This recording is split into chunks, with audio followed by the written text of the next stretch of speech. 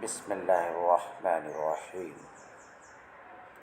ومن لطائف هذا التعریف انه مشتمل على العلل الاربع فالترتیب اشارۃ الى العلة السوریہ بالمطابقہ فإن صورة الفکر هي الهيئة الاجتماعية الحاصلة للتصورات والتصدیقات كالهيئة الحاصلة لأجزاء السرير في اجتماعها وترتيبها وإلى العلة الفاعلية بالالتزام إذ لا بد لكل ترتيب من مرتب وهي القوة الفاعلة كالنجار للسرير وأمور معلومة إشارة إلى العلة المادية كقطع الخشب للسرير وللتعدي إلى مجهول إشارة إلى العلة الغائية فإن الغرض من ذلك الترتيب ليس إلا أن يتعدي الذهن إلى المطلوب المجهول كجلوس السلطان مثلا على السرير. باب العلم انواریہ ایجوکیشنل سوسائٹی وہ جامعہ انواریہ حیدرآباد انڈیا کی زیر اہتمام اللہ تعالیٰ کے فضل و کرم سے قطبی تصورات کا درس قسط وار جاری ہے. آج کا درس شروع ہوتا ہے شارح کی عبارت ومن لطائف هذا التعریف انہ مشتمل علی العلل الاربع سے. شارح علیہ رحمہ اپنی اس عبارت سے مصنف نے فکر کی جو تعریف کی ہے، اور کیا تعریف مصنف نے کی فکر کی؟ ترتیب و امور معلومہ للتعدی الی المجہول، یہ تعریف فکر کی مصنف نے کی. تو شارح علیہ رحمہ بتانا چاہتے ہیں کہ مصنف کی بیان کردہ تعریف افضل و احسن ہے. کیوں؟ کیونکہ یہ تعریف علل اربع پر مشتمل ہے، اور کسی بھی شے کی تعریف اس کے چاروں علل کے ذریعے سے ہو، کسی شے کی معرفت چاروں علل کے ذریعے سے ہو تو یہ معرفت اکمل ہوتی ہے، افضل ہوتی ہے، احسن ہوتی. تو مصنف علیہ رحمہ کی بیان کردہ تعریف فکر افضل و اکمل ہے. تو کہتے ہیں ومن لطائف هذا التعریف، اور اس تعریف کے لطائف میں سے، اس تعریف کے محاسن میں سے یہ ہے، خوبیوں میں سے یہ ہے کہ یہ تعریف علل اربع پر مشتمل ہے. مگر اس بات کو سمجھنے کے لیے کہ مصنف کی بیان کردہ تعریف علل اربع پر مشتمل ہے، اس بات کو سمجھنے کے لیے پہلے میں ایک مثال سے سمجھانے کی کوشش کرتا ہوں، پھر علل اربع کی تعریف آپ کے سامنے رکھتا ہوں. ایک ٹیبل جس پر ہم کتاب رکھتے ہیں، یہ ایک مرکب چیز ہے، اور ہر وہ مرکب جو کسی فاعل مختار سے صادر ہو اس کے لیے چار علتیں ہوا کرتی ہے.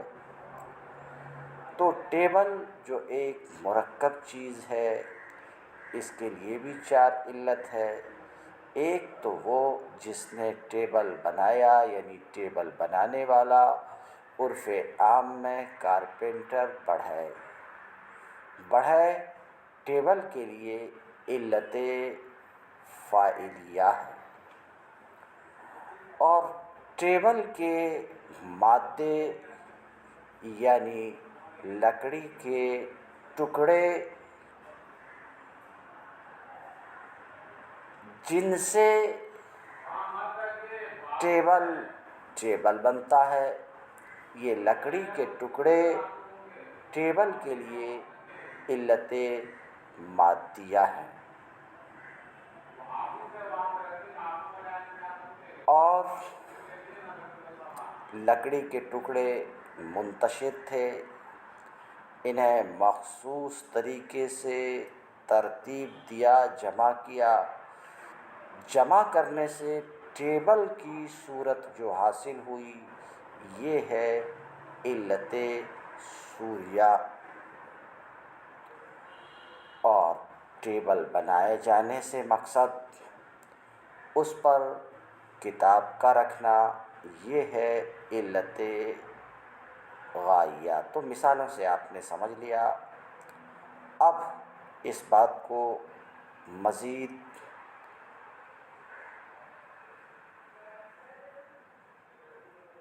بہتر طریقے سے سمجھنے کے لیے آپ کے ذہن میں یہ بات رہے کہ ہر وہ مرکب جو کسی فاعل مختار سے صادر ہو اس کے لیے 4 علتیں ضروری ہے: علت فاعلیہ، علت مادیہ، علت سوریہ، علت غائیہ۔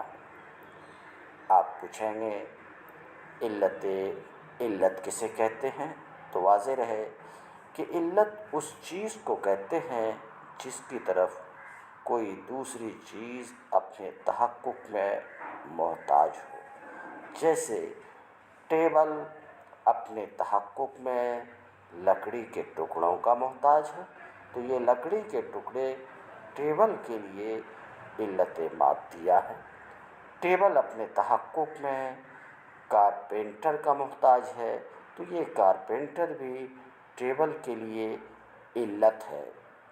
تو علت اس چیز کو کہتے ہیں جس کی طرف کوئی دوسری چیز اپنے تحقق میں محتاج ہو، جس کی طرف کوئی دوسری چیز اپنے تحقق میں محتاج ہو، تو جس کی طرف محتاج ہے وہ علت ہے، اور جو محتاج ہے وہ معلول ہے۔ تو ٹیبل اپنے تحقق میں بڑھئی کی طرف محتاج ہے تو بڑھئی علت ہے، اور خود ٹیبل معلول ہے۔ علت فاعلیہ کسے کہتے ہیں؟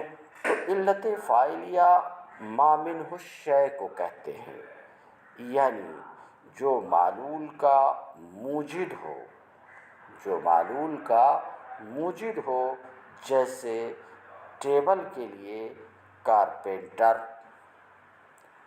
بڑھئی، یہ علت فاعلیہ ہے۔ علت مادیہ ما بہ الشیء بالقوہ کو کہتے ہیں، یعنی وہ جز جس سے معلول کا وجود بالقوہ ہو، جیسے لکڑی کے ٹکڑے ٹیبل کے لیے یہ علت مادیہ ہے۔ علت سوریہ ما بہ الشیء بالفعل کو کہتے ہیں، یعنی وہ جز جس سے معلول کا وجود بالقوہ ہو، جیسے ٹیبل کی ہیئت مخصوصہ، مخصوص حالت، یہ علت سوریہ ہے۔ علت غائیہ کسے کہتے ہیں؟ ما لأجلہ الشیء کو علت غائیہ کہتے ہیں، یعنی وہ اثر جو فاعل کے فعل کا باعث ہو، جیسے ٹیبل پر کتاب کا رکھنا، یہ کتاب کا رکھنا علت غائیہ ہے۔ علت غائیہ کا تصور یعنی وجود ذہنی معلول کے وجود سے پہلے ہوتا ہے، لیکن وجود خارجی معلول کے وجود کے بعد ہوتا ہے۔ علت مادیہ اور سوریہ یہ معلول میں داخل ہوتی ہیں، کیونکہ یہ دونوں معلول کا جز ہوتی ہیں، اس لیے انہیں علل ماہیت کہتے ہیں۔ اور علت فاعلیہ اور غائیہ یہ معلول سے خارج ہوتی ہیں، اس لیے انہیں علل وجود کہتے ہیں۔ علل اربع اور علت کی تعریف سماعت فرمانے کے بعد اب اس بات کو آپ جانیں کہ کبھی ہم کسی چیز کو صرف ایک علت کے ذریعے سے جانتے ہیں، کبھی دو علتوں سے جانتے ہیں، اور کبھی تین سے اور کبھی چار علتوں کے ذریعے سے جانتے ہیں۔ کھلی ہوئی بات ہے کہ دو علت سے معرفت بہتر ہے ایک علت کے ذریعے سے، اور تین علت کے ذریعے سے کسی چیز کی معرفت ہو تو وہ زیادہ بہتر ہوگی بنسبت ایک علت کی معرفت یا دو علت کی معرفت سے علی ھذا القیاس۔ مثلاً جامعہ انواریہ حیدرآباد کی معرفت ہمیں اس طرح ہے کہ جامعہ انواریہ حیدرآباد وہ جامعہ ہے جس کے بانی پیر طریقت سید عبدالواسع امان اللہ پاشا مدظ اللہ العالی ہیں۔ تو اس وقت ہمیں جامعہ انواریہ کی معرفت اس کی ایک علت فاعلیہ کے ذریعے سے ہوئی، اور اگر اس طریقے سے ہمیں اس کی معرفت ہوئی کہ جامعہ انواریہ حیدرآباد وہ ادارہ ہے جس کے بانی پیر طریقت سید امان اللہ پاشا ہیں، اور یہ ادارہ علم دین کی نشر و اشاعت کے لیے ہے، تو اب ہمیں جامعہ انواریہ حیدرآباد کی معرفت دو علتوں کے ذریعے سے ہوئی، ایک علت فاعلیہ کے ذریعے سے ہوئی اور ایک علت غائیہ کے ذریعے سے ہوئی۔ تو اس وقت ہمیں دو علتوں کے ذریعے سے معرفت ہوئی۔ تو یہ بات تو سمجھ میں آئی کہ کبھی ہم کسی شے کو ایک علت کے ذریعے سے جانتے ہیں، کبھی دو علت کے ذریعے سے جانتے ہیں، اور کبھی تین علتوں کے ذریعے سے پہچانتے ہیں، اور کبھی علل اربع کے ذریعے سے پہچانتے ہیں۔ تو تعریف بالعلل الاربع، چاروں علتوں کے ذریعے سے تعریف بالعلت کی باقی چاروں قسموں سے افضل اور اکمل ہوتی ہے۔ یہ تعریف جو مصنف نے فکر کی ہے، ترتیب و امور معلومۃ للتعدی الی المجہول، یہ افضل و اکمل ہے، کیونکہ یہ فکر کی تعریف اس کے چاروں علتوں کے ذریعے سے ہے۔ اسی بات کو اس سطر میں شارح کہتے ہیں وَمِن لطائف ھذا التعریف، اور اس تعریف کی خوبیوں میں سے یہ ہے کہ یہ تعریف علل اربع پر مشتمل ہے، علت فاعلیہ، علت مادیہ، علت سوریہ، علت غائیہ پر مشتمل ہے۔ فالترتیب اشارۃ الی العلۃ السوریہ، تو ترتیب سے اشارہ ہے علت سوریہ کی طرف۔ اس عبارت سے شارح یہ بتانا چاہ رہے ہیں کہ یہ تعریف فکر کی علل اربع پر کس طریقے سے مشتمل ہے، اسے دکھلانا چاہ رہے ہیں۔ تو کہتے ہیں کہ دیکھیے، یہ تعریف علل اربع پر اس طریقے سے مشتمل ہے کہ اس تعریف میں استعمال ہونے والا ایک لفظ ترتیب ہے۔ یہ لفظ ترتیب علت سوریہ اور علت فاعلیہ کی طرف اشارہ ہے۔ ترتیب سے علت سوریہ کی طرف بھی اشارہ ہے اور علت فاعلیہ کی طرف بھی اشارہ ہے، اور امور معلومہ علت مادیہ کی طرف اشارہ ہے، اور تعدی الی مجہول سے علت غائیہ کی طرف اشارہ ہے۔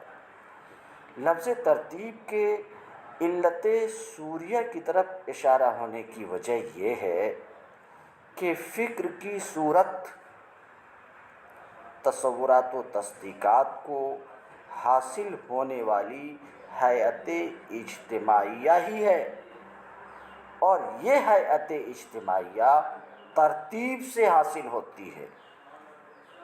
ترتیب فکر کے لیے علت تامہ ہے۔ علت فاعلیہ کی طرف اشارہ ترتیب سے کس طور پر ہے؟ تو علت فاعلیہ کی طرف اشارہ ہونے کی وجہ یہ ہے کہ ہر ترتیب کے لیے کوئی مرتب ضروری ہے۔ ترتیب ایک فعل ہے اور ہر فعل کے لیے فاعل کا ہونا ضروری ہے، تو ترتیب کے لیے مرتب ضروری ہے۔ لہٰذا جب فعل کے لیے فاعل ضروری ہے، ترتیب کے لیے مرتب ضروری ہے، تو ترتیب سے مرتب بھی سمجھ میں آتا ہے۔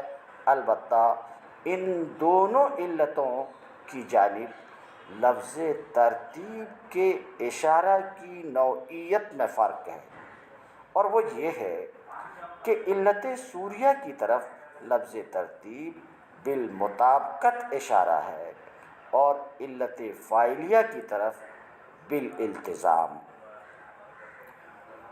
امور معلومہ ترتیب و امور معلومۃ، امور معلومہ سے علت مادیہ کی طرف اشارہ ہے۔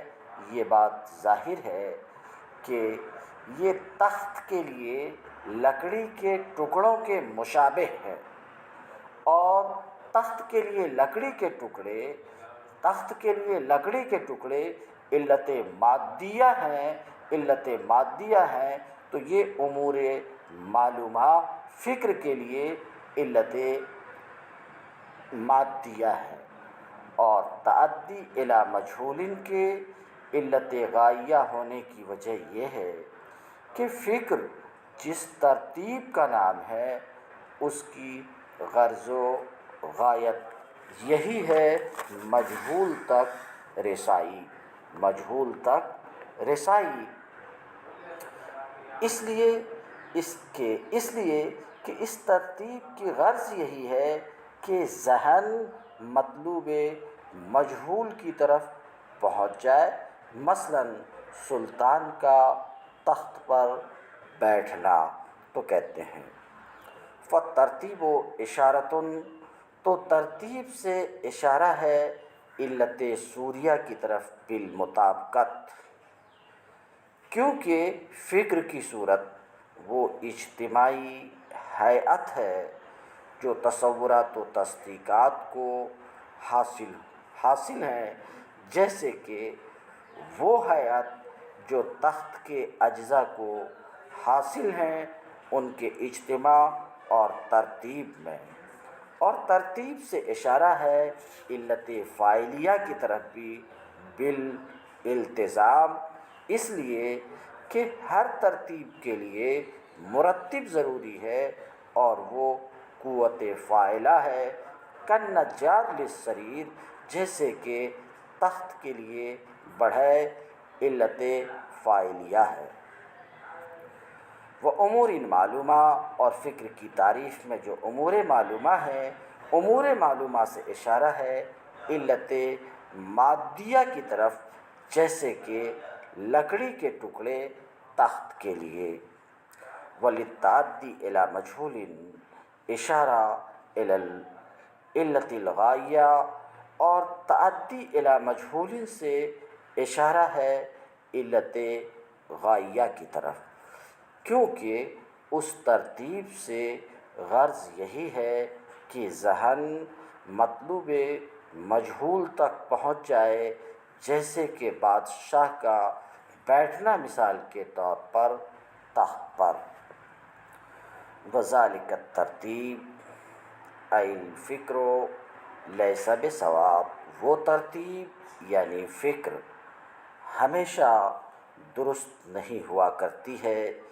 یہ جملہ ذالک الترتیب ای الفکر لیس بصواب دائما، یہاں سے شارح علیہ رحمہ مقدمہ ثالثہ کی تشریح کر رہے ہیں کہ ترتیب یعنی فکر ہمیشہ درست نہیں ہوتی ہے۔ مقدمہ ثالثہ تو میں بارہا بول چکا ہوں کہ اس وقت ہم مقدمہ کی پہلی بحث میں ہیں، اور آپ سن چکے ہیں کہ مقدمہ کی پہلی بحث احتیاج الی المنطق کے بیان میں ہے، اور احتیاج الی المنطق کا بیان 3 مقدمات پر موقوف ہے۔ 3 مقدمات پر موقوف ہے۔ 3 مقدمات میں سے یہ تیسرا مقدمہ ہے۔ کون سا تیسرا مقدمہ ہے؟ ذالک الترتیب ای الفکر لیس بصواب۔ آپ کہیں گے باقی 2 مقدمات کہاں ہیں؟ کئی بار بیان کر چکا ہوں۔ باقی 2 مقدمات میں سے پہلا مقدمہ یہ تھا کہ العلم اما تصور فقط او تصور معہ حکم، یعنی علم تصور ہے، تصور فقط ہے اور تصدیق ہے۔ تصور و تصدیق میں سے ہر ایک سے بعض بدیہی اور بعض نظری ہیں۔ نظری بدیہی سے بطریق نظر، بطریق فکر کے حاصل ہوتی، یہ ہے دوسرا مقدمہ۔ اور تیسرا مقدمہ یہ ہے کہ نظری جو دوسرے ہی مقدمہ کو بول رہا ہوں، نظری جو بدیہی سے بطریق فکر کے حاصل ہوتی ہے وذالک الترتیب والفکر، اور وہ ترتیب و فکر ہمیشہ درست نہیں ہوتی۔ تو یہیں سے آپ سمجھ جائیے وہ ترتیب ہمیشہ درست نہیں ہوتی، فکر ہمیشہ درست نہیں ہوتی۔ تو ضرورت پڑ گئی ایک ایسے قانون کی جو خطا فی الفکر، فکر میں خطا سے بچائے۔ تو دیکھیے حاجت الی المنطق کا بیان ان 3 مقدمات پر موقوف ہے۔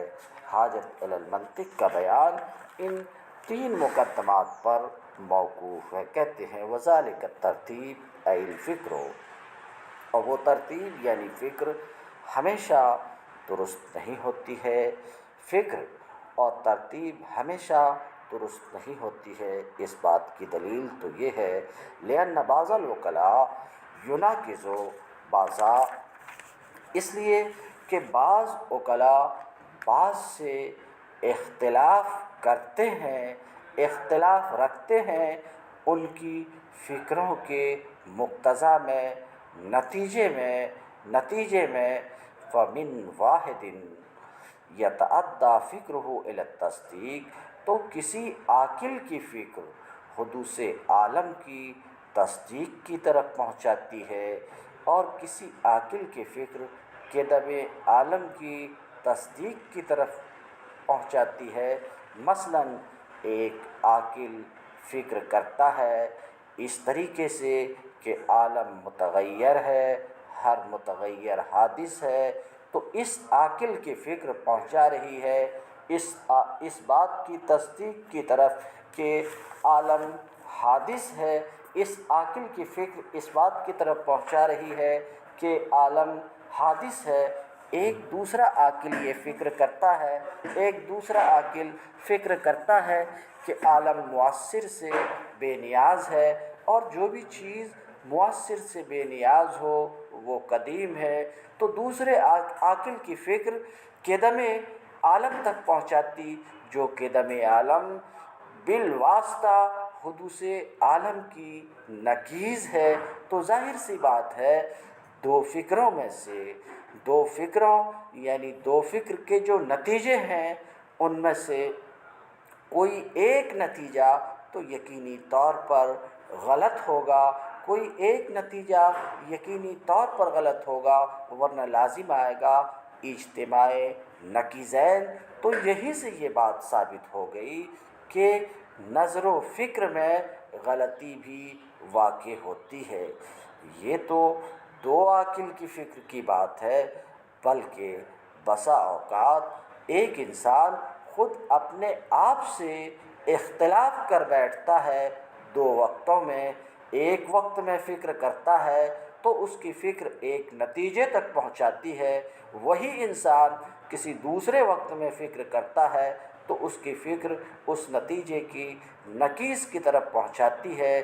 تو اسی سے یہ بات ثابت ہو جاتی ہے کہ فکر میں غلطی بھی واقع ہوتی ہے۔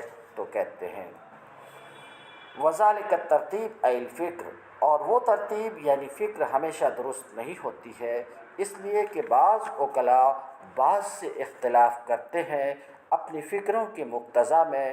فَمِن وَاحِدٍ يَتَعَدَّى فِكْرُهُ إِلَى التَّصْدِيقِ بِحُدُوثِ الْعَالَمِ، تو کسی کی فکر تو حدوث عالم کی تصدیق کی طرف پہنچاتی ہے، اور کسی کی فکر قدم عالم کی تصدیق کی طرف پہنچاتی ہے۔ یہ تو دو الگ الگ عاقل کی بات ہے۔ بل الانسان الواحد یناقض نفسہ، بلکہ ایک انسان خود اپنے آپ سے اختلاف کر بیٹھتا ہے دو وقتوں کے اعتبار سے۔ کبھی وہ فکر کرتا ہے اور اس کی فکر قدم عالم کی تصدیق کی طرف پہنچاتی ہے، پھر وہ فکر کرتا ہے اور اس کی فکر حدوث عالم کی تصدیق کی طرف پہنچاتی ہے۔ تو دونوں فکر تو درست نہیں ہو سکتی، ورنہ لازم آئے گا اجتماع نقیضین۔ اجتماع نقیضین اور اجتماع نقیضین باطل ہے، تو دونوں فکر کا صحیح ہونا بھی باطل ہے، یعنی دو فکر میں سے کوئی ایک یقینی طور پر باطل ہوگی۔ تو یہیں سے یہ بات ثابت ہوئی کہ ہر فکر صحیح نہیں ہوتی، اور جب ہر فکر صحیح نہیں ہوتی، فکر میں غلطی بھی واقع ہوتی ہے۔ فَمَسَّتِ الْحَاجَةُ إِلَىٰ قانون، تو ضرورت پڑ گئی ایک ایسے قانون کی جو بدیہیات سے نظریات کی تحصیل کے طریقے کی معرفت کا افادہ کرے۔ ضرورت پڑ گئی ایک ایسے قانون کی جو قانون بدیہیات تصوریہ اور تصدیقیہ سے نظریات تصوریہ و تصدیقیہ کی تحصیل کے طرق کی معرفت کرے، اور ان طرق میں واقع ہونے والی صحیح اور غلط فکر کے احاطہ کا افادہ کرے۔ ایسے ایک قانون کی ضرورت پڑ گئی۔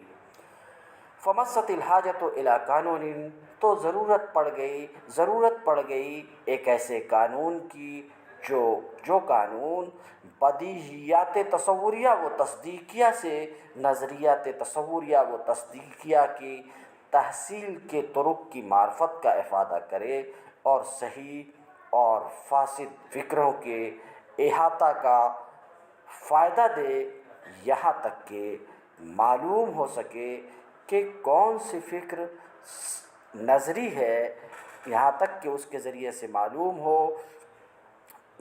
ہو ان کل نظری، کہ کسی بھی نظری کو کس طریقے سے حاصل کیا جائے، اور کون سی فکر صحیح ہے اور کون سی فکر فاسد ہے۔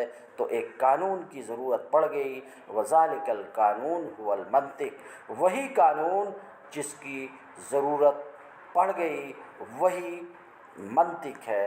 وَإِنَّمَا سُمِّيَ بِهِ، آگے شارح علیہ رحمہ یہ گفتگو کرنا چاہ رہے ہیں کہ منطق کا نام منطق کیوں رکھا گیا، اور منطق کی جو تعریف مصنف نے کی اس میں جو قیود ہیں اس پر گفتگو کرنا چاہ رہے ہیں۔ انشاءاللہ اگلے درس میں منطق کی وجہ تسمیہ اور منطق کی تعریف میں قیود پر گفتگو ہوگی۔ وآخر دعوانا ان الحمد للہ رب العالمین۔